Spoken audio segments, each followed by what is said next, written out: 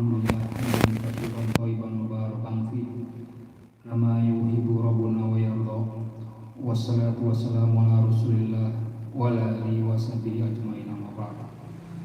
Alhamdulillah hari ini kita berkumpul lagi di tempat ini dalam rangka menuntut ilmu. Insyaallah akan disampaikan oleh Ustaz.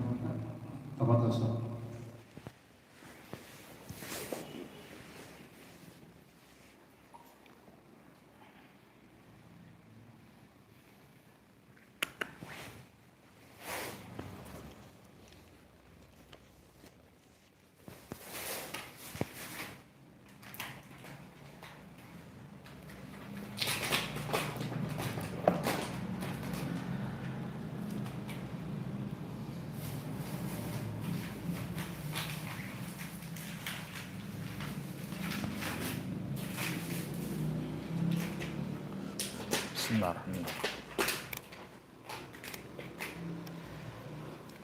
Bismillahirrahmanirrahim.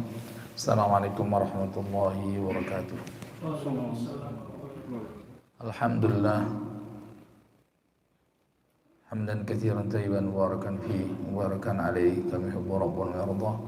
Asyhadu an la ilaha illallah wahdahu la syarika lah wa asyhadu anna Muhammadan abduhu wa rasuluh sallallahu alaihi wa ala alihi wa ashabihi wa man tabi'ahum bi ihsan wa sallim tasliman mazida amma ba'd. InsyaAllah ta'ala sebagaimana biasa kita lanjutkan pembahasan kita dari silsilah Rasail, yang mana pada pertemuan yang sebelumnya sudah kita bahas usul yang pertama daripada usul sittah. Di prinsip yang pertama sudah kita bahas bahwasanya kewajiban untuk memurnikan agama dan segenap peribadatan hanya kepada Allah Subhanahu wa taala saja.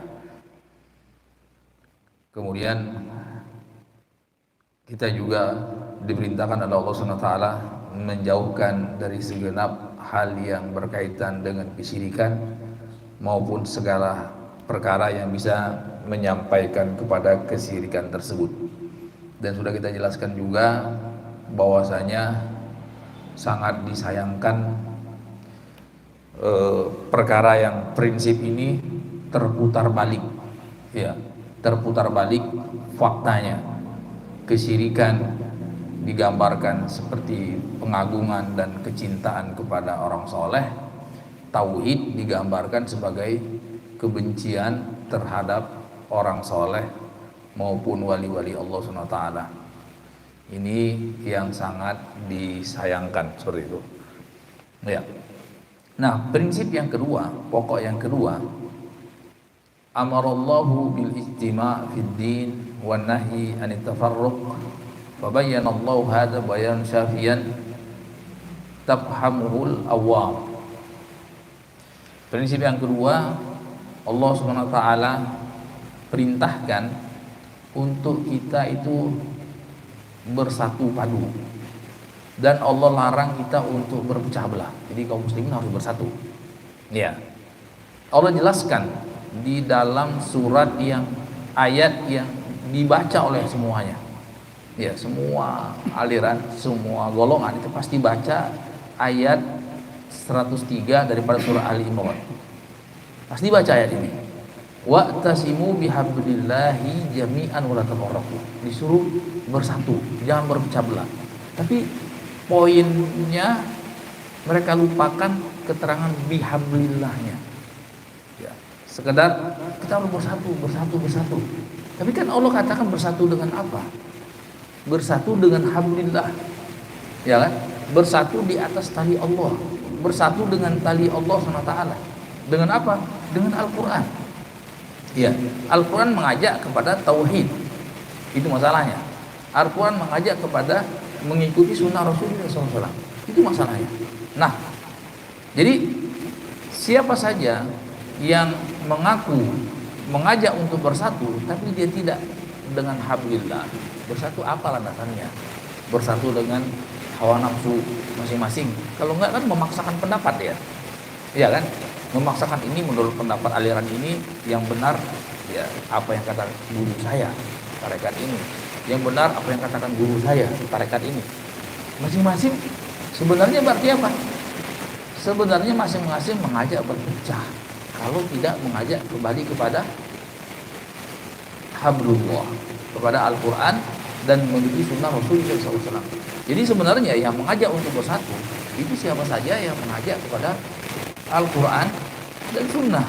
Ya, Allah katakan fa in tanaza'tum farudduhu ilallah ya wa rasulih. Kalau kita berselisih, kalau kalian berselisih, kembali kepada Al-Quran dan sunnah. Iya. Kembali kepada Al-Quran dan sunnah. Makanya di sini Allah katakan wa'tasimu bihablillahi jami'an wa la tafarraqu. Bersatu padulah kalian dengan tali Allah, janganlah kalian bercerai. Artinya ketika kita mengajak untuk bersatu tapi tidak dengan tali Allah, berarti kita mengajak kepada perpecahan. Ya, berarti hakikatnya yang mengajak kepada persatuan itu mana itu? Ya kan? Mengajak apa? Bersatu padu di atas Al-Quran dan Sunnah dengan pemahaman salaful ummah. Ya, ini cuma Sunnah wal Jamaah.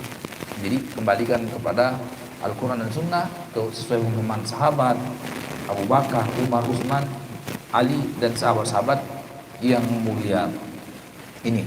Jadi solusi persatuan umat harus dilandasi dengan bersatu di atas Al-Quran dan Sunnah sesuai dengan pemahaman salaful ummah. Ini kalau tidak, Allah katakan tafarraqu, pasti akan berpecah belah. Ya, pasti akan berpecah belah. Itu sudah jelas. Itu adalah prinsip untuk bersatu di atas apa? Di atas Al-Quran Sunnah. Dan siapa saja yang mengajak untuk bersatu tapi tidak dilandasi dengan Al-Quran Sunnah, tidak mungkin bersatu. Ya, tidak mungkin akan bersatu. Pasti akan terpecah belah. Karena ayat jelas mengatakan seperti itu. Wa'tasimu bihablillahi jami'an wa la tafarraqu. Berpegang teguhlah kalian dengan tali Allah, jangan berpecah belah. Artinya kalau kalian mengaku bersatu tapi tidak dengan tali Allah, pasti kalian berpecah belah. Pasti itu. Nah, yang mengajak kepada persatuan adalah yang berusaha untuk mengajak kembali kepada Al-Quran Sunnah. Jadi bahkan tidak perlu gembar-gembor bersatu, ya, ayo bersatu. Tapi kalau masing-masing mengajak kepada Sunnah, pasti akan ketemu, ya kan? Nggak perlu gembar-gembor, ayo bersatu kan? Padahal mengajak kepada pola pikir masing-masing, hawa nafsu masing-masing, pendapat masing-masing, pasti berpecah, ya kan? Bersatuan itu kan bukan cuma slogan di mulut, ya kan? Tapi dengan aplikasi seperti apa pengamalannya. Nah, selamanya kaum muslim tidak akan bersatu kalau tidak kembali kepada Al-Quran dan Sunnah Rasulullah SAW. Coba lihat, orang tuh kalau paling alergi dikatakan syubhat, subhanallah. Jadi pasti alergi. Hati-hati terhadap kelompok yang mengajak kembali kepada Al-Quran Sunnah. Kok bisa kaum muslimin berpola pikir terbalik gitu loh.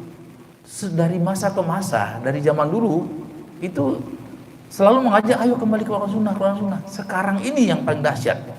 Jadi orang patut dicurigai kalau mengajak kembali ke Quran Sunnah. Ayatnya kan jelas, hadisnya kan jelas untuk kembali kepada Al-Quran dan Sunnah. Kenapa kok jadi dicurigai gitu loh? Ya berarti apa? Berarti tidak kepingin bersatu. Biarkanlah umat Islam namanya saja, tapi akidahnya berbeda-beda. Ya kan, landasannya berbeda-beda. Ini apa namanya persatuan? Itu yang kata Nabi, suatu saat akan yusiku antada alaikum umam. Jadi suatu saat akan tiba masanya umat manusia itu akan berebut memangsa kaum muslimin. Ya kan, seperti orang-orang berebut makan dari satu hidangan. Jadi dimakan kaum muslimin itu, dieksploitasi sumber daya alamnya, sumber daya manusianya, ya kan, tertindas, terhina. Terus para sahabat bertanya, amin qillatin nahnu yauma idin ya Rasul, apa karena kita sedikit? Enggak, bal antum katsir, kalian justru banyak. Lakinnakum guza isil, tapi kalian itu seperti buih yang dibawa oleh banjir. Buih yang dibawa oleh banjir itu kan ada kotoran, ya kan? Ada sendal jepit, ada bangkai, ada segala macam. Artinya di dalam apa manfaatnya situ? Ketika ternyata seperti hutha isail, jadi seperti barang-barang yang tidak bermanfaat, tidak ada gunanya di sisi Allah Subhanahu wa taala. Kenapa? Tidak kembali kepada Al-Quran Sunnah. Ya. Kata dalam sebuah hadis Rasulullah bersabda, la yanzi'uhu hatta tarji'u ila din. Tidak akan ada kekuatan umat sampai kalian kembali kepada agama kalian. Apa agama itu? Al-Quran dan sunnah sesuai dengan pemahaman salaful ummah. Ini. Jadi sebenarnya siapa sih yang mengajak untuk bersatu? Ya, tidak lain dan tidak bukan adalah sunnah wal jamaah. Tapi apa? Harus dengan Al-Quran dan sunnah. Kalau tidak, itu mustahil akan terwujud kepada persatuan, mustahil. Ya, masing-masing mengajak kepada ego masing-masing. Faqala rahimahullah ta'ala wa nahana an nakuna kalladzina tafarraqu wa ikhtalafu qablana fahalaku. Dan Allah Subhanahu wa taala melarang kita, ya, melarang kita untuk menyerupai orang-orang sebelum kita. Dalam hal apa? Dalam hal perpecahan. Ya, orang-orang kan hadisnya jelas. Satakhtalifu hadil ummah ala 73 firqah kullum finnar illa wahidah. Jadi mulai dari zaman Yahudi terpecah belah menjadi 71 golongan, Nasara terpecah belah menjadi 72 golongan, kaum muslimin terpecah belah menjadi 73 golongan. Semua yang terancam masuk neraka jahanam kecuali satu golongan. Nah, ini perpecahan teman. Siapa yang di atas satu golongan? Nah, yang selamat kata Rasulullah SAW. Ya, yang selamat kata Rasulullah SAW, mangkana ala mitril yauma wa ashabi. Yang selamat itu yang bersatu di atas Al-Quran sunnah, seperti aku dan sahabatku hari ini. Ya, para sahabat Rasulullah SAW itu kembali selalu berpegang kepada Al-Quran dan sunnah Rasulullah SAW. Ya, ini. Wa dzakara annahu amarul muslimin bil ijtima' fid din wa nahahum anit tafarruq fi. Ya. Kemudian Allah sebutkan di dalam Al-Qur'an, Allah memerintahkan kaum muslimin untuk bersatu padu dalam perkara agama, dan Allah melarang mereka untuk berpecah belah di dalam perkara agama.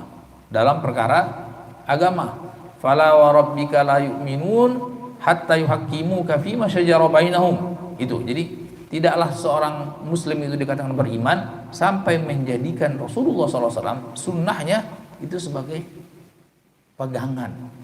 Ya, sebagai pegangan, bukan pendapat masing-masing, bukan pendapat syekhnya masing-masing, pendapat gurunya masing-masing, pendapat ustadznya masing-masing, pendapat habibnya masing-masing. Itu tidak dikatakan beriman. Fala wa rabbika la yu'minun. Ya, ini. Kemudian wa yazidu duhan ma waradat bihi sunnah minal ajabil ujab bidzalik. Kemudian semakin jelas dan gamblang perintah untuk bersatu di atas Al-Qur'an sunnah ini, itu keterangan dari hadis Nabi Muhammad SAW banyak sekali. Ya, banyak sekali keterangan dari Rasulullah SAW. Fa innahu man ya'ish minkum fasara ikhtilafan katsira fa alaikum bi sunnati wa sunnatil khulafair rasyidin. Ya, nanti kata Rasulullah SAW, siapa di antara kalian yang berumur panjang, artinya nanti di masa akhir-akhir, ya, setelah Rasulullah meninggal, itu kata Nabi pasti dia akan melihat perbedaan yang banyak, ikhtilafan katsira. Terus apa iya kata Nabi? Yo, silakan kalian ikut pendapat syekh masing-masing, pendapat ustadz masing-masing, pendapat kiai masing-masing, habib masing-masing. Kan enggak. Kita disuruh kemana? Suruh ikut sunnah. Supa'alaikum bisunnati wa sunnatul khulafair rasyidin. Ikut sunnahku dan ikut sunnah khulafair rasyidin. Kan seperti itu. Enggak disuruh pendapat masing-masing. Ya, kenapa ketika orang sunnati ikut sunnah apa? Subhanallah. Benar-benar sekarang orang alergi. Perhatiin kan? Dakwah sunnah, langsung dikasih logo-logo, cap-cap untuk menjelekkan dakwah sunnah. Nabi suruh sunnahku, ya ikut sunnah. Sunnahnya siapa? Sunnah Rasulullah SAW. Ini kan diputar balik. Jadi dakwah yang mengajak kepada perpecahan, dakwah yang mengajak kepada sunnah. Subhanallah. Dakwah yang mengajak kepada pendapat gurunya masing-masing, itu mengajak bersatu. Ini kan pemutarbalikan fakta, ya kan? Padahal itu perkara yang prinsip. Ketika mengajak bersatu, harus mengajak bersatu di atas Al-Quran dan Sunnah. Itu udah jelas. Al-Qurannya jelas, hadis Nabinya jelas. Kok bisa diputarbalikkan? Ya, orang kaum muslimin, keumuman kaum muslimin itu jadinya alergi ketika dengar dakwah, oh kembali kepada Al-Quran Sunnah, pasti alergi mereka.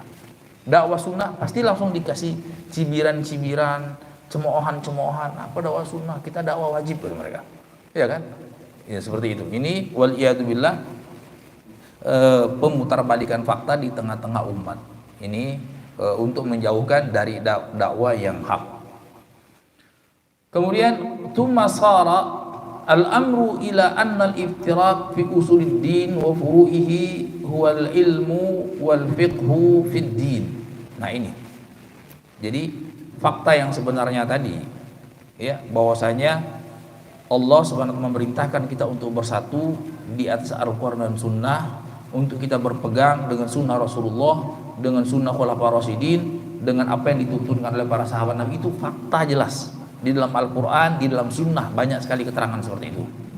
Nah ini kalau siap setiap saat membaca Al-Quran, coba lihat, periksa Al-Quran, coba lihat, periksa hadis, dan itu akan didapatkan dengan sangat mudah. Ya, didapatkan dengan sangat mudah. Nah ini seolah-olah apa? Jangan dengerin dakwah yang mengajak kepada Al-Quran Sunnah, terus cukup dakwah yang masing-masing aja. Yang salah itu cuma satu, yang benar semuanya. Kan terbalik itu. Coba lihat, ya kan? Semuanya sepakat memusuhi dakwah sunnah. Mau aliran sufinya kah, mau aliran liberalnya kah, mau aliran syiahnya kah, jahmiyahnya, mu'tazilahnya, boleh silakan. Boleh liberal silakan, syiah boleh, sufi boleh, kecuali satu, dakwah sunnah. Ya kan? Nah, ini kata Nabi, semuanya sesat, semuanya terancam neraka, yang selamat cuma satu. Nah ini kan berarti yang selamat itu semuanya, yang sesat cuma satu. Kan seperti itu. Iya tidak? Nah ini satu hal yang sangat mengenaskan. Satu hal yang sangat mengenaskan. Seluruh aliran bersatu padu.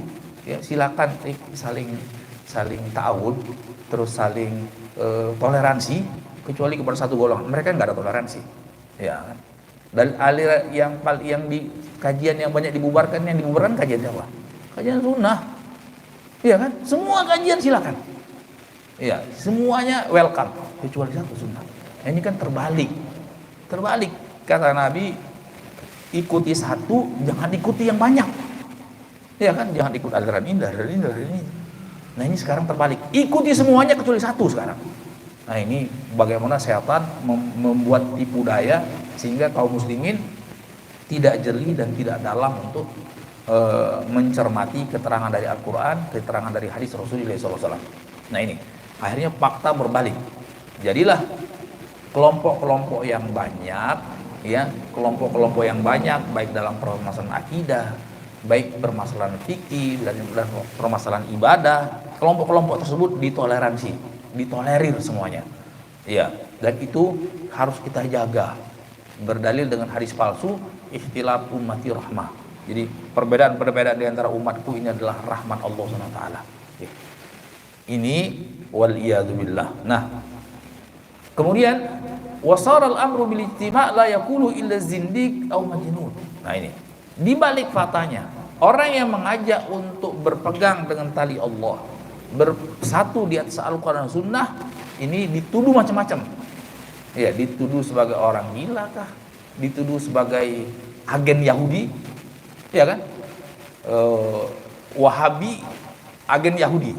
Coba lihat dulu, ya kan? Sekarang seperti itu. Naudzubillah wal iyadzubillah. Seperti ini sangat mengenaskan. Ini yang kedua. Kita langsung saja yang ketiga. Yang ketiga, anna min tamamin ittima' as-sam'a wa ta'a liman ta'ammara alaina walau kana abdan habasyian. Wa bayyana an-nabiy sallallahu alaihi wasallam hadza bayan sa'in za'ian bi kulli wajhin min anwa'il bayan syara'an wa qadaran. Ya. Prinsip yang ketiga yang harus kita yakini dan imani, bahwasanya bentuk daripada kesempurnaan bersatu itu kita dengar dan taat terhadap pemerintah, walaupun itu adalah seorang budak Habasyi, budak Ethiopia. Jadi jangan dilihat nasabnya, jangan dilihat keturunannya siapa, selama dia pemerintah kita dengar dan taat dalam perkara yang ma'ruf, ya, dalam perkara yang ma'ruf. Coba lihat, kalau diperhatikan dengan sesama, Siapa sih yang mengajak untuk totalitas taat kepada pemerintah? Ya, cuma Ahlussunnah. Ya, jangankan mau revolusi, demo aja diyakini haram gitu. Ya, sekarang selain Ahlussunnah wal Jamaah, jangankan demo, mengkritik terang-terangan aja itu tidak sesuai dengan prinsip Ahlussunnah. Semua aliran coba, mereka nggak suka langsung aja di mimbar mereka kritik pemerintah. Ada nggak Ahlussunnah seperti ini? Prinsip Ahlussunnah wal Jamaah itu kalau bisa menasihati datang, kalau nggak bisa ya doain. Terus mau gimana? Ya kan? Nah, apalagi di medsos, ya, apalagi di mimbar-mimbar, kritik baik secara vulgar maupun sindiran itu tidak dibenarkan dalam akidah Ahlussunnah wal Jamaah. Akidah Ahlussunnah wal Jamaah kalau mau menasihati silakan datang. An bainat, kata Rasulullah SAW, falyakhud biyadihi sirran, nasihati secara sir antara kita dengan pemimpin tersebut, antara kita dengan pemerintah, itu benar. Tapi kalau nasihat di atas mimbar, nasihat di medsos, atau apalagi sampai demo, itu enggak ada. Seluruh aliran membolehkan demo, seluruh aliran membolehkan kritik di medsos, seluruh aliran boleh kritik di mimbar-mimbar. Cuman Ahlussunnah wal Jamaah yang tidak membolehkan itu. Ya kan? Nah ini yang kenapa? Karena sunnah Nabi menganjurkan seperti itu. Ya, untuk dengar, untuk taat walaupun siapapun dia, selama mereka muslim. Kata Nabi, ma'aqamus shalah. Dalam riwayat bahkan lebih ekstrim lagi. Wa in akhadha malak wa daraba dhahar. Walaupun mereka pemimpin tersebut merampas hartamu dan mencambuk punggungmu. Coba lihat, emang seberapa kita? Uang mana yang kita sudah diambil? Bagian tubuh mana yang kita sudah disakiti oleh pemerintah? Ada nggak yang sudah disakiti oleh pemerintah? Kan enggak. Kata Nabi, tetap dengar dan taat walaupun mereka merampas hartamu, walaupun mereka memukul fisikmu. Ya, kata sahabat, afalan udzabi, kenapa kita tidak revolusi, memberontak? Kata Nabi, la ma'aqamus shalah, tidak boleh selama mereka itu sholat, selama mereka menampakkan keislaman. Kita lihat masih sholat mereka. Ya, kita lihat mereka masih melaksanakan sholat. Terserah mau sholatnya itu pura-pura atau enggak, kan kita enggak disuruh untuk mengetahui, jangan-jangan pura-pura. Itu kan urusan dia dengan Allah. Yang jelas secara zahir, secara lahir dia sholat, secara lahir dia berkorban, secara lahir dia melaksanakan haji dan umroh. Terserah mau dikatakan ini pura-pura, ya kan kita nggak tahu. Urusan hati dia mau pura-pura, dia mau enggak, itu urusan dia dengan Allah SWT. Yang penting lahirnya kelihatan dia sholat, lahirnya kelihatan dia berkorban, lahirnya kelihatan dia melaksanakan ibadah-ibadah yang semestinya ditertuju kepada Allah Subhanahu wa taala. Nah, ini prinsip, termasuk prinsip ketiga, yaitu untuk mendengar dan taat kepada pemerintah. Ya, ini yang punya keyakinan seperti ini, itikad seperti ini, prinsip seperti ini enggak ada kecuali Ahlussunnah. Ya kan? Coba semua aliran itu kalau mereka enggak dikasih jatah saja, ngamuk mereka. Oh, kemarin janjinya ngasih kita 6 triliun, sekarang enggak. Wah, ini pemerintah memang kalau ada manfaatnya aja deketin kita, kalau enggak kita ditinggal. Wah, ini ada ribut mereka. Itu baru dijanjiin. Ahlussunnah punya keyakinan dirampas harta kita, kita harus sabar. Ya, isbiru kata Nabi, sabar. Ya, ini baru sekedar dijanjiin mau dikasih, ya, sudah ngamuk-ngamuk dia, sudah ngancem-ngancem mau pingin menggulingkan kekuasaan. Berarti apa? Berarti yang betul-betul totalitas sebenarnya dalam menjaga kerukunan, keamanan masyarakat itu sebenarnya Ahlussunnah wal Jamaah. Ya, cuman karena mungkin masih minoritas jadi nggak dipandang sebelah mata. Ya, dipandang sebelah mata seperti itu. Jadi ini prinsip yang ketiga, bahwasanya merupakan kesempurnaan untuk bersatu itu mendengar dan taat kepada pemerintah walaupun mereka bukan keturunan orang yang mulia. Ya, bekas budak Ethiopia. Fa bayyana Nabi sallallahu alaihi wasallam hadza bayanan syai'an. Rasulullah SAW menjelaskan ya di dalam Al-Qur'an, di dalam hadis Rasulullah sallallahu alaihi wasallam, banyak sekali hadisnya. Ya, usikum bitaqwallah wasami wa ta'ah wa in ta'amru alaikum abdun. Ya, kata Rasulullah SAW, aku berwasiat kepada kalian untuk bertakwa. Dan apa? Pertama bertakwa, kepada Allah SWT. Wasami wa ta'ah, mendengar dan taat kepada pemimpin kaum muslimin, mendengar dan taat walaupun dia seorang budak tadinya. Tsumma sara hadzal aslu la yu'rafu inda aktsari man yadda'il ilma fa kaifal amalu bihi. Dan sangat mengenaskan, ini adalah prinsip, ya, prinsip yang ketiga daripada prinsip yang diajarkan oleh Al-Quran dan Sunnah. Prinsip akidah Ahlussunnah wal Jamaah, yaitu mendengar dan taat kepada pemimpin muslim. Nah, prinsip ini la yu'raf, tidak diketahui. Nggak ada. Coba lihat orang yang dikatakan tokoh di negeri ini, yang dikatakan ulama, itu kalau mereka nggak sealiran dengan pemerintah, mereka cuap-cuap sesuka-sukanya mereka. Ya, mereka kritik lah kebijakan pemerintah, mereka kritik segala macam, keluar umpatan-umpatan yang apa namanya, tidak nyinyir apa segala macam lah. Ini apa namanya? Tsumma sara hadzal asl la yurab inda aktsari man yadil ilmu fa kaifa amal bihi. Kalau sekiranya orang yang berilmu saja merasa asing gitu. Jadi yang diklaim sebagai ulama tiba-tiba dia kritik kebijakan pemerintah ini, padahal dia seorang orang yang dikatakan ulama, ya kan? Itu ulamanya, apalagi orang awamnya, mulai dari apa namanya, warung kopi dan lain sebagainya, pemerintah tuh habis dihujat macam-macam, ya kan? Seperti ini. Kemudian al-asl rabi', prinsip yang keempat, bayanul ilmi wal ulama wal fiqh wal fuqaha. Nah, ini masalahnya. Harus dijelaskan, ada penjelasan apa itu ilmu, apa itu ulama, ilmu, kemudian siapa ulama? Ulama itu orang yang membawa ilmu. Ya. Apa itu fikih dan apa orang yang membawa fikih, fuqaha. Jadi ilmu dan ulama, fikih dan fuqaha. Ini harus jelas. Nah, apa yang dimaksud dengan ilmu? Ilmu itu ilmu syariat.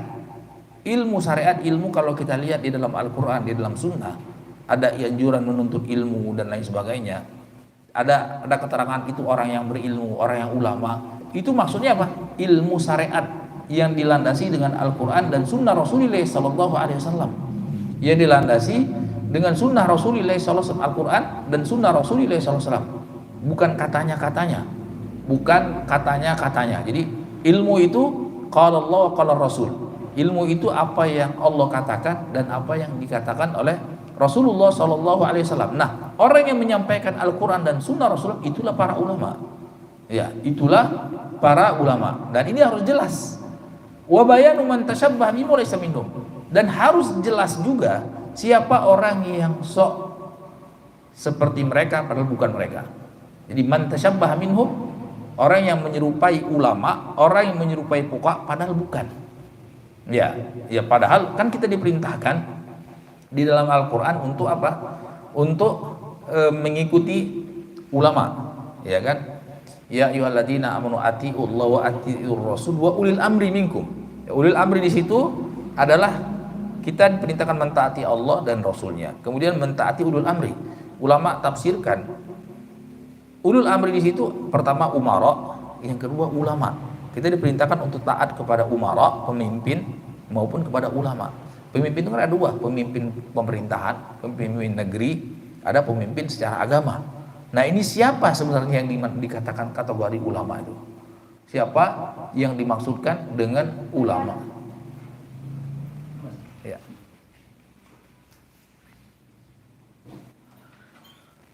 Kemudian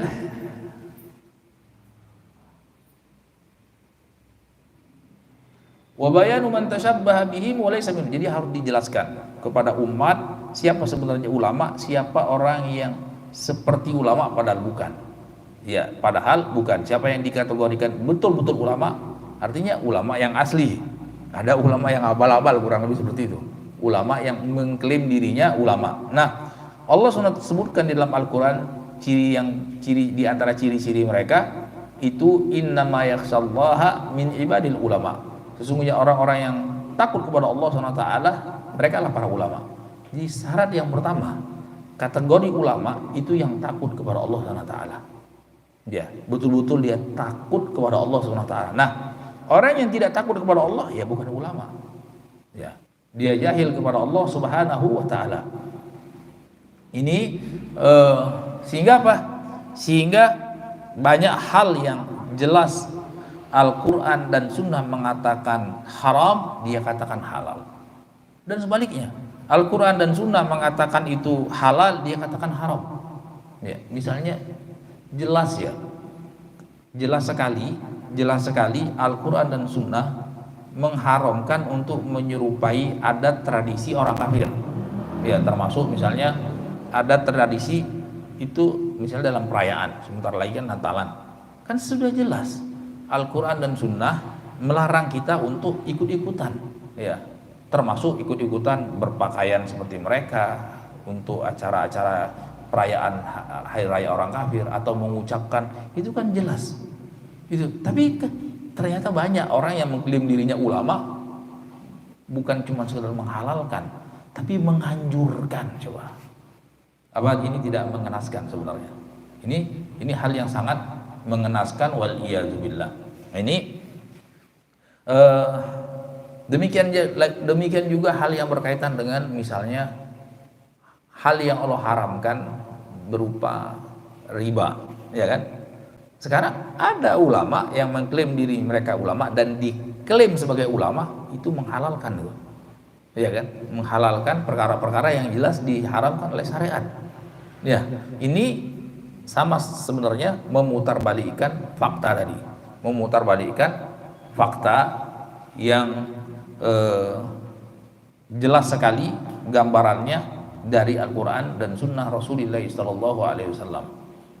Wa qad bayyana Allah taala hadzal asla fi awal suratil Baqarah min qawlihi.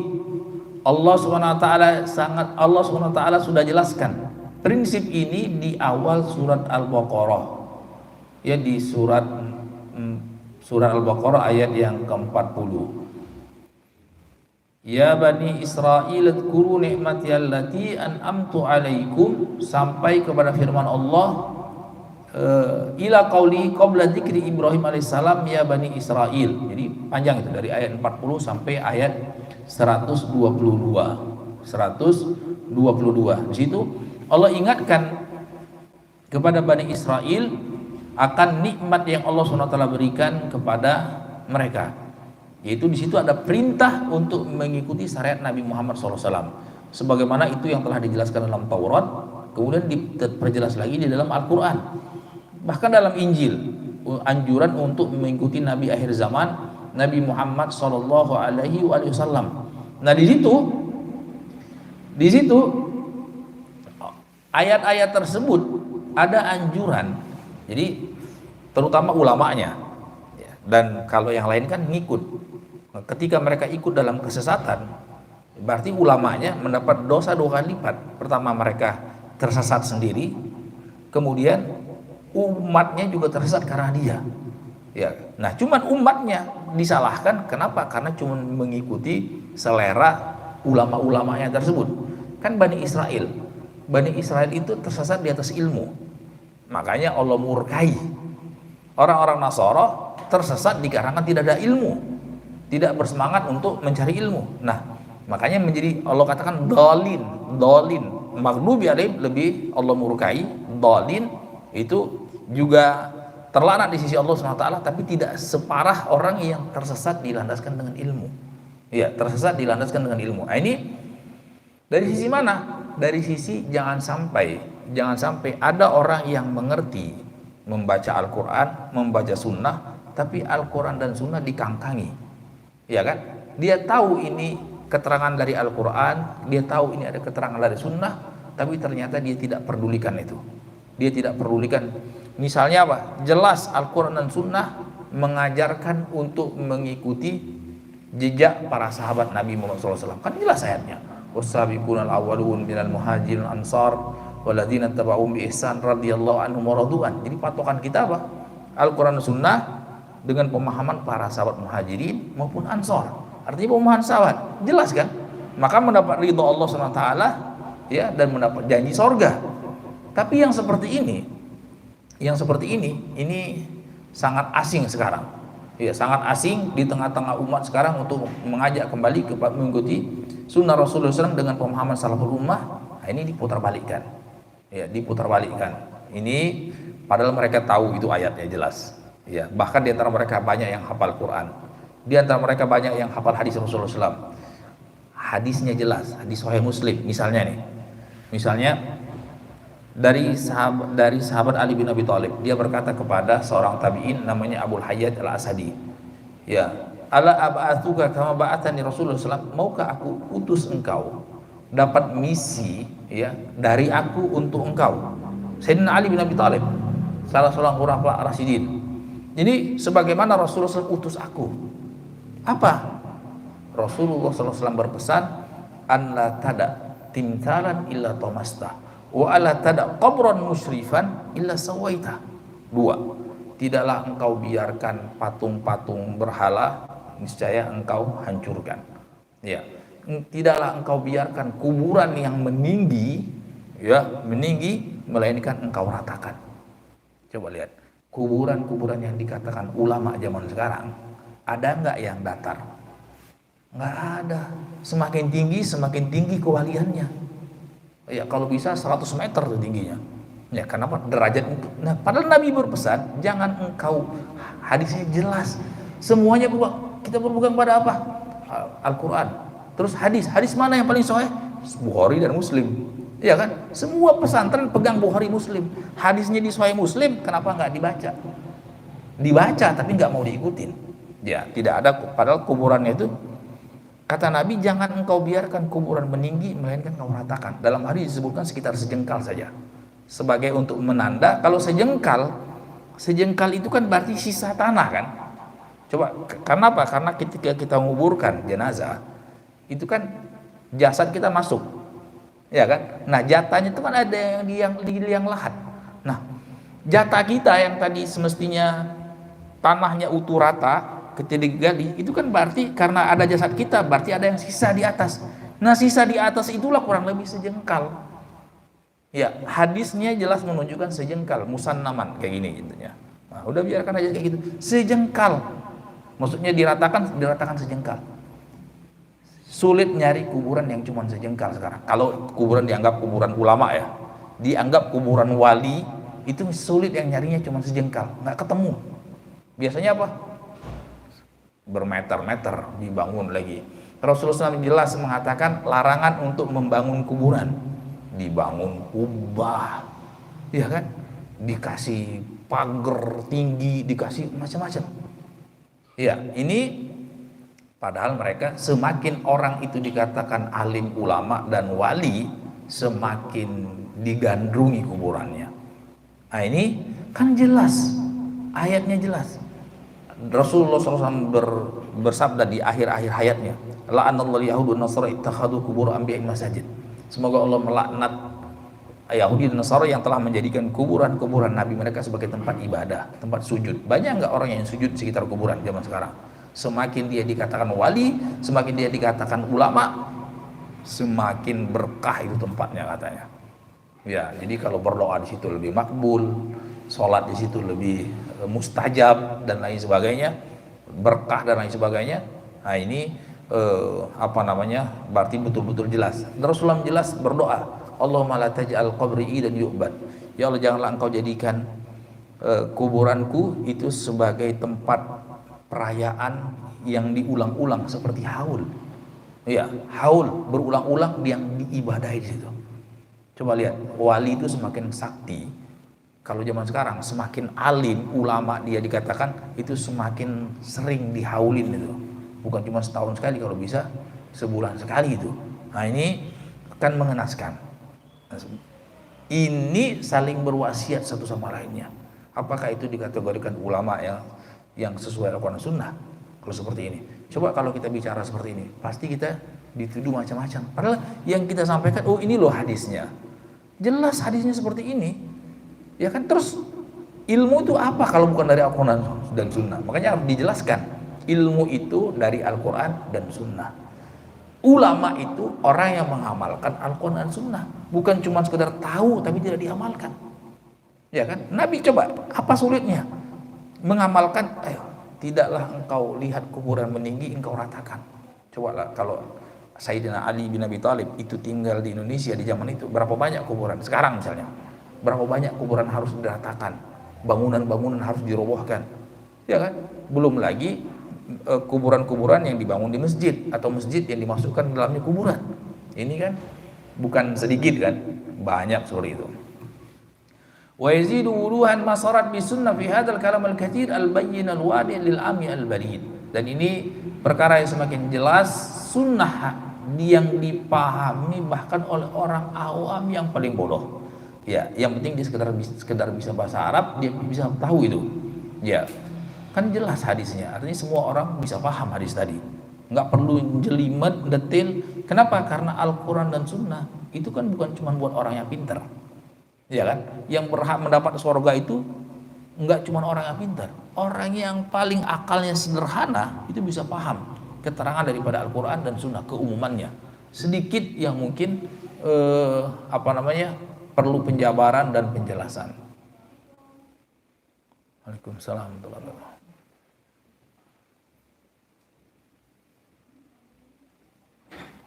Kemudian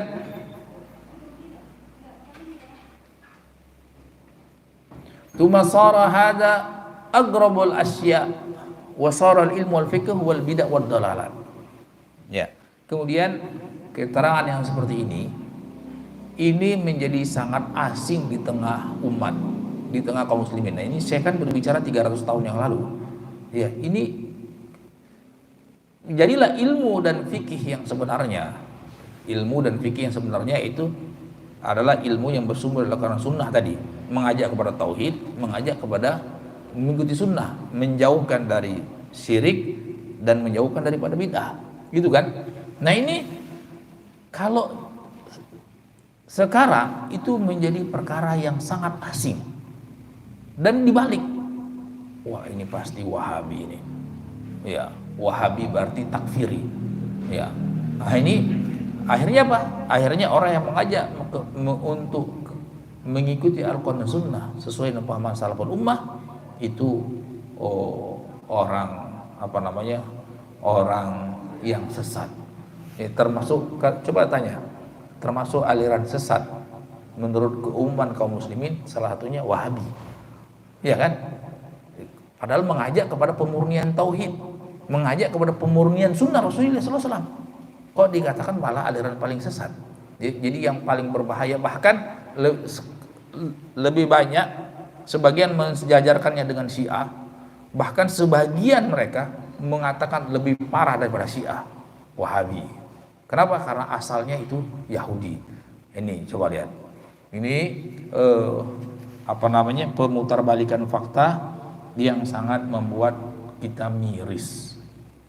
Ya. Setiap yang ajak kepada tauhid, kepada sunnah, pasti langsung diponis dengan ponis Wahabi. Wa khiyaru ma indahum lubsul haqqi bil batil. Nah, jadi akhirnya apa? Akhirnya apa yang ada pada kebanyakan mereka itu lubsul haqq bil batil. Lubsul haqq artinya tadi kita katakan pemutarbalikan fakta. Kebenaran ditutupi dengan kebatilan. Jadi kebatilan itu adalah benar, kebenaran adalah batil. Nah, ini sudah sepertinya sudah mulai, atau bukan cuma sekarang, mulai dari zaman beberapa ratus tahun yang lalu sudah mulai pemutarbalikan fakta seperti ini. Ya, coba lihat sekarang. Ya, Ibnu Arabi bukan Ibnul Arabi. Kalau Ibnul Arabi itu ulama Ahlussunnah yang bermazhab Maliki, tapi Ibnu Arabi yang nggak pakai al, Ibnu Arabi. Ya. Itu di zamannya kan dia dibunuh, itu dihukum pancung kan. Ibnu Arabi itu dihukum mati oleh pemerintah kaum muslimin. Nah, dulu itu ulama sepakat bahwasanya Ibnu Arabi ini kafir, ya, yang dia merasa bersatu dengan Allah SWT. Coba tanya kepada ulama-ulama yang dikatakan ulama zaman sekarang, itu dikatakan wali Ibnu Arabi, ya kan? Dan itu derajat kewaliannya tinggi sampai gimana gitu. Nah, ini kan pemutarbalikan fakta. Coba yang jelas-jelas dihukumi oleh ulama kafir, maka ini dihormati dan lain sebagainya. Ini sangat menakutkan. Sama seperti setahu kita dari kecil, Siti Jenar itu kafir. Ya kan? Makanya para wali-wali hukum mati. Tapi coba sekarang tanya, enggak, Siti Jenar itu justru yang benar. Iya, justru yang benar. Nah, wali-wali itu menghukum bukan karena dia kafir, tapi mengajarkan perkara yang sebelumnya belum diajarkan. Artinya apa? Belum layak untuk diajarkan kok sudah diajarkan. Berarti apa? Berarti semua wali juga sama, wahidatul wujud semuanya, ya, manunggaling kaula Gusti itu semuanya. Berarti satu ajaran semuanya sesat berarti. Nah ini waliyadzubillah seperti itu. Jadi pemutarbalikan fakta, yang benar dikatakan salah, yang salah dikatakan benar, seperti ini. Wasara al-ilmu alladhi faradahu Allah taala 'ala al-khalq wa madahahu la yatafahmi ila zindiq aw majnun. Dan akhirnya tiba masanya di zaman Syekh 300 tahun yang lalu itu sudah muncul fenomena ilmu yang Allah SWT wajibkan, yaitu ilmu Al-Quran dan Sunnah. Itu yang dipuji oleh Allah SWT, tidak ada yang memperjuangkannya untuk kembali kepada Al-Quran dan Sunnah kecuali nanti dapat dua label, itu penyusup, zindik, munafik, Yahudi, ya, atau orang gila saja. Jadi labelingnya seperti itu. Orang yang coba aja lihat, terutama lihat di YouTube itu, ustadz kita, ustadz sunnah itu ada yang dikasih tanduk iblis 2 gitu kan, iya kan, segala macam lah. Dia ini susupan Yahudi. Coba lihat susupan ustadz yang mengajak kepada sunnah, atau dai atau ulama yang mengajak kepada sunnah, itu pasti dilabeli susupan dari orang-orang Yahudi, susupan dari orang-orang Yahudi atau orang gila. Wasara man ankarahu wa adahu wa sannafa fit tahdzir min wa nahi huwal faqihul alim. Nah, setiap orang yang mengingkari, ya, dai atau ulama sunnah, ulama yang mengajak kepada Al-Quran sunnah, itu pasti dimusuhi, ya. Kemudian dikasih label alim, robbani, segala macam. Banyak sekali pujian-pujiannya kepada orang-orang yang mentahdir atau memperingatkan umat dari kebenaran, ya kan? Memperingatkan umat dari kebenaran, waliyadzubillah. Ini pemutarbalikan fakta yang semestinya kaum muslimin itu harus hati-hati dari perkara ini. Ya, mungkin materinya kita cuma sampai sini, ya. Kesimpulannya, pada kesempatan kali ini kita sudah mengambil pelajaran 3 prinsip, ya, prinsip yang kedua, ketiga, dan keempat. Ya, prinsip yang pertama itu tauhid, prinsip yang kedua itu bersatu di atas tauhid, ya, dan sunnah Rasulullah SAW. Kemudian prinsip yang ketiga, kita harus dengar dan taat kepada pemerintah muslim selama mereka mengajarkan kepada ketaatan dan tidak mengajak kepada kemaksiatan. Kemudian yang keempat, kita harus mengenal siapa sebenarnya, apa itu ilmu, apa itu fikih, dan siapa yang sebenarnya mengajak kepada ilmu dan fikih, ya, yang Rasulullah SAW, Allah dan Rasulnya banyak puji itu dalam Al-Quran, memuji tentang Al-Quran, tentang ilmu, ya. Fikih itu kan ilmu secara syariat, secara keseluruhan. Man yuridillahu bi khairan yufaqihu fiddin. Barang siapa yang Allah kehendaki kebaikan padanya, Allah akan berikan dia ilmu fikih dalam agama.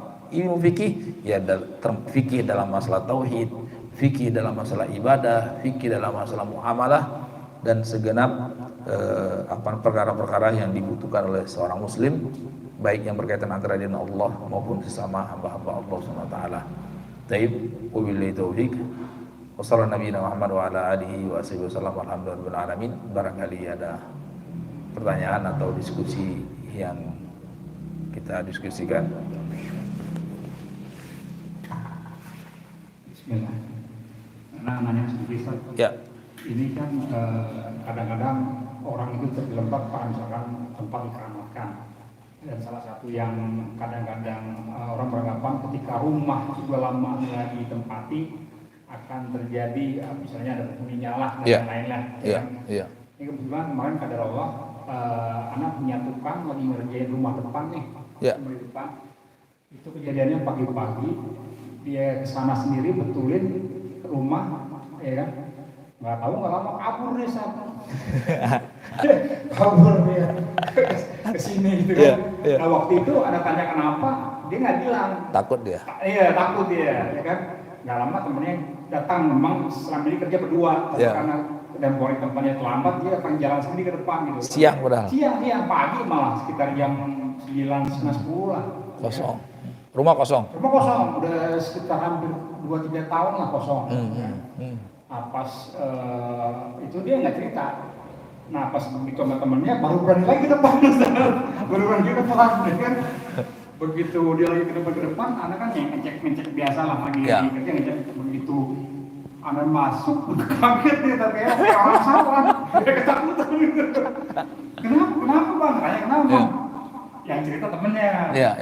Itu tadi Pak, dia lagi kerja di sini, tiba-tiba dikagetin kayak ininya apa? Ditepok dari ininya apa dindingnya, ini jendela, bilang kencang. Ketakutan kabur gitu loh, ya kan?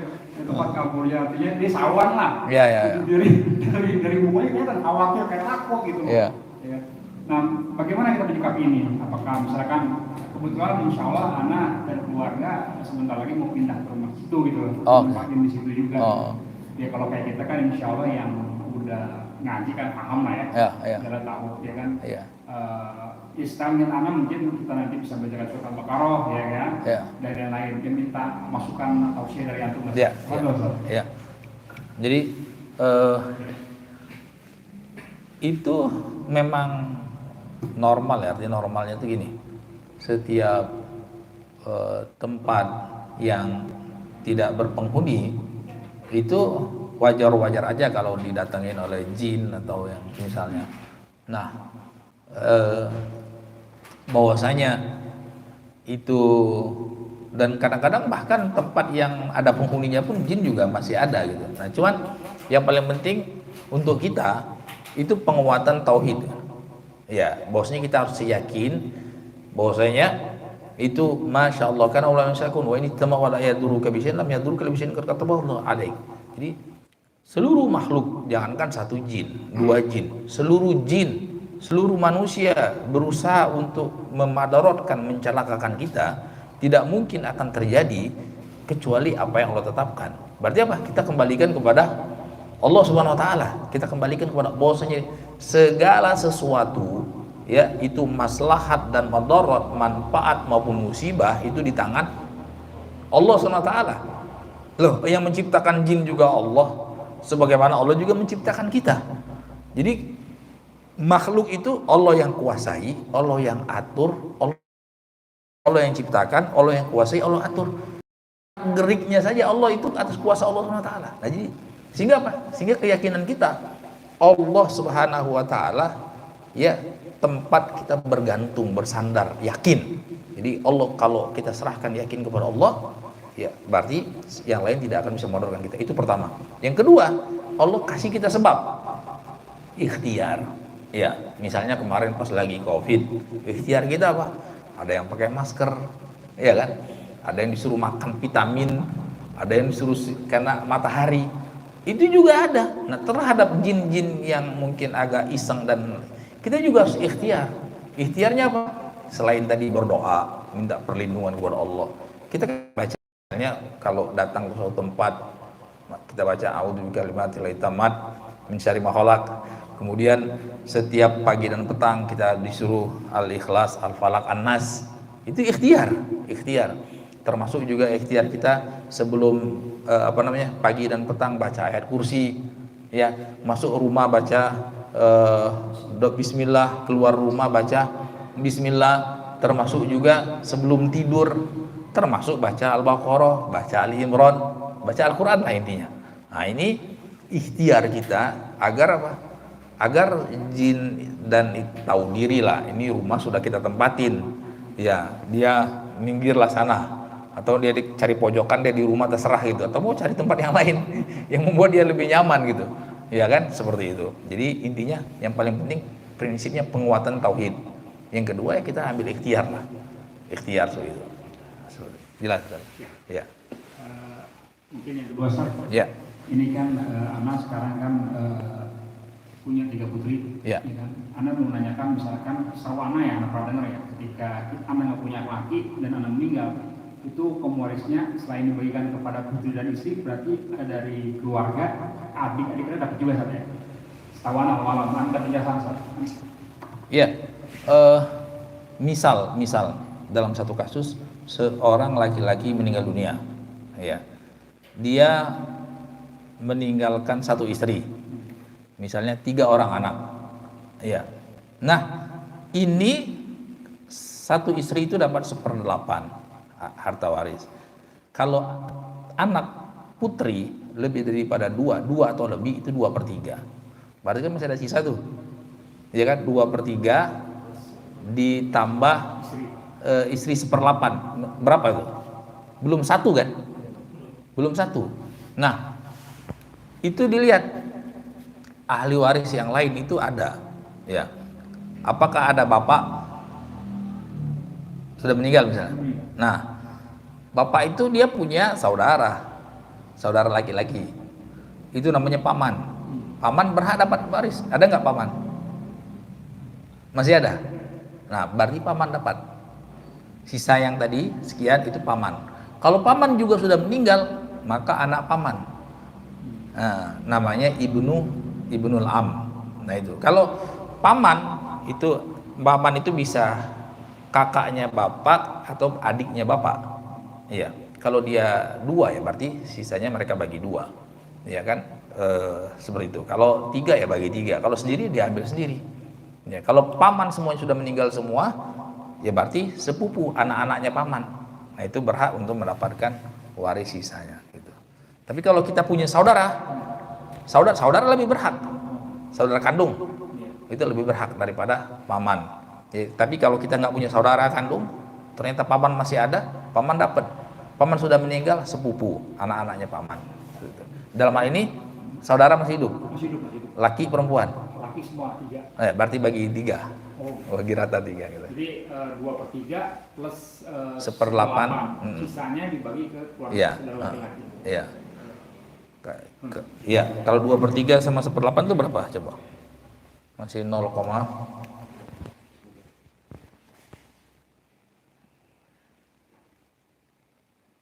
ditambah 1.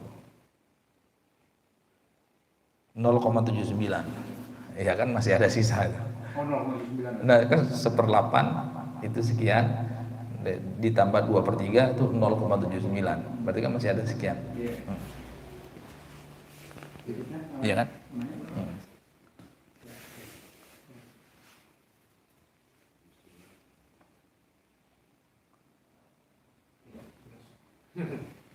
Ya.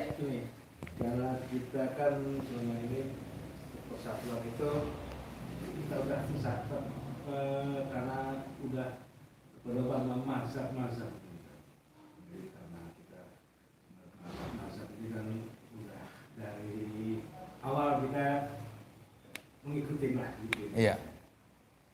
Apakah karena dengan bermazhab ini kita menjadi terkotak-kotak? Akhirnya untuk persatuan ini sekali mustahil gitu kita untuk bersatu karena udah dari awal kita udah terkotak-kotak. Mazhab nih maksud apa maksudnya? Ya mazhab sebagai apa? Misalnya? Kalau Hanafi, Hambali, Syafi'i. Iya. Karena akhirnya menjadi apa? Ada pergesekan, Kalau kita belajar bahwa kita mencari yang lebih baik sesuai dengan sunnah Rasul dan kitabullah, akhirnya kita menjadi seperti yang asik gitu ya. Itu gimana Ustaz? Ya. Ya, sebenarnya kalau mazhab fikih itu enggak tercela. Tidak tercela. Mazhab fikih itu sebenarnya banyak sekali. Mazhab yang masyhur itu 4.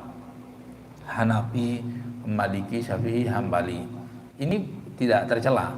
Artinya orang belajar metode fikih dengan Imam Abu Hanifah, namanya Hanafi. Ya.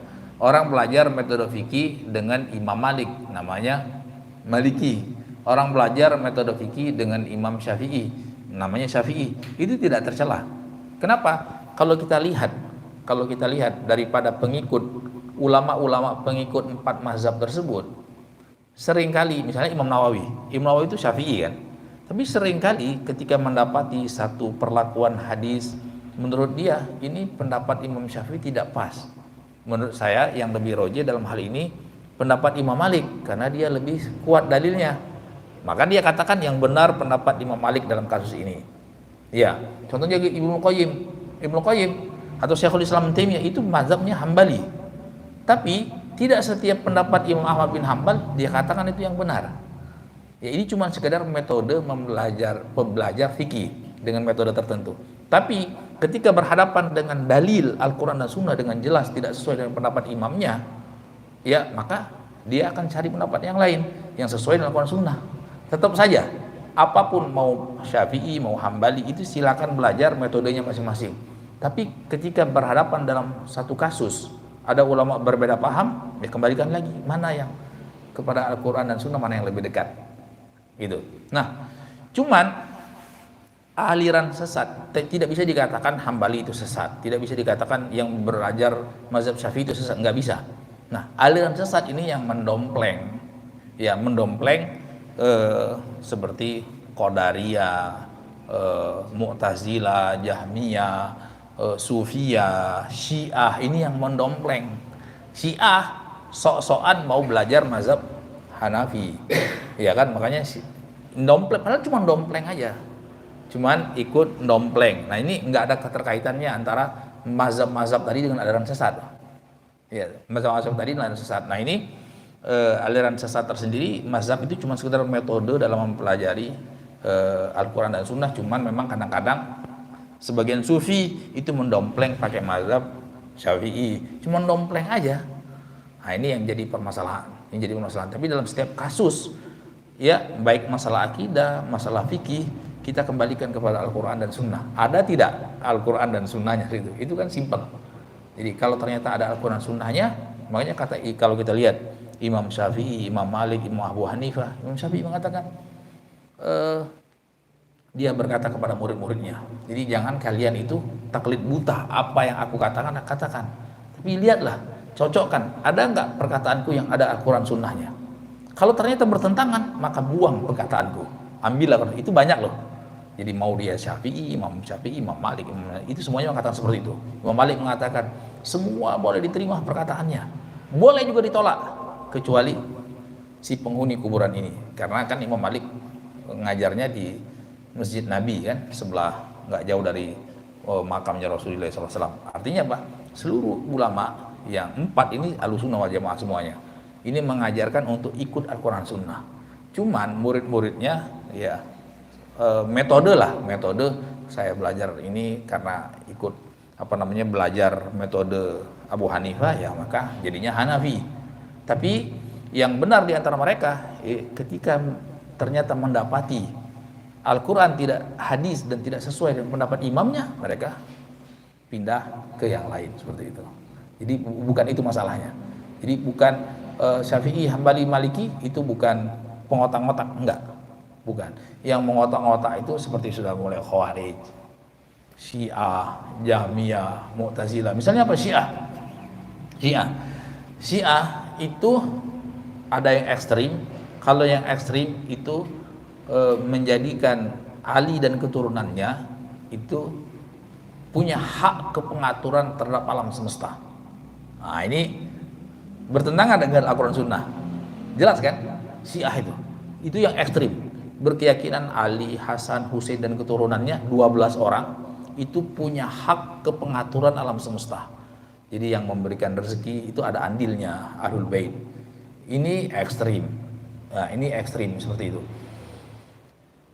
Syiah yang ekstrim juga tapi di bawahnya sedikit, berkeyakinan yang mencipta Allah, memberikan rezeki Allah, tapi apa? berkeyakinan bahwasanya Syiah itu punya Al-Quran sendiri. Kafir juga kan, yang pertama kafir, yang kedua kafir. Syiah lagi yang kafir juga itu melaknat istri-istri Rasulullah SAW, terutama Aisyah. Kita disuruh mengucapkan radhiyallahu anha, mereka bilang laknatullah alaiha. Itu ada di dalam sholat mereka, terutama kepada istrinya Aisyah dengan Hafsah. Itu ada doa yang dianjurkan dalam agama Syiah, melaknat Abu Bakar, melaknat Umar, melaknat Aisyah, melaknat Hafsah. Kita disuruh mendoakan kebaikan untuk mereka. Nah, ini bertentangan tidak dengan Al-Quran Sunnah? Bertentangan dengan jelas. Ya, nah ini dan misalnya juga Khawarij.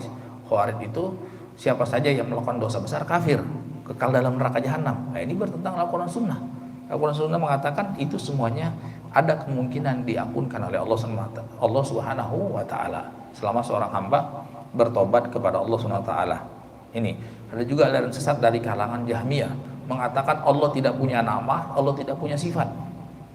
Nah, terus kalau Allah tidak punya nama, Allah tidak punya sifat, kita menyembah siapa? Ya menyembah sesuatu yang nggak jelas kan.